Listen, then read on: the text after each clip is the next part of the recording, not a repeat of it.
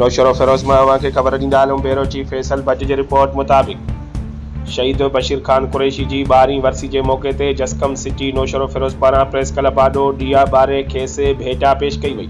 उन मौके ते अॻवाननि जसकम जो अॻूणे ज़िलई सदर इम्तियाज़ आज़ाद खोसो, अज़ीज़ भंगवार, फरीद लाशारी, अयाज़ राजपर, मुनीर विस्तड़ो, फरहान विस्तड़ो, अज़ीज़ वबड़ो, मुस्तफ़ा मस्तोई, इम्तियाज़ शर, समीला शर, एहसान सियाल, असद उमरानी, फलक मजीदानो, अवेस फुल, रहमान ट्रगर, शिराज डेथो, सफदर बोयो, कदीर विस्तड़ो, काशिफ मेमन, नदीम भट्ट, नकाश विस्तड़ो ऐं सवें क़ौमी कारकुननि रत जी भेटा पेश करे शहीद वॾे जी तस्वीर अॻियां ॾिया ऐं मेणबतियूं ॿारे गुल निशावर कया।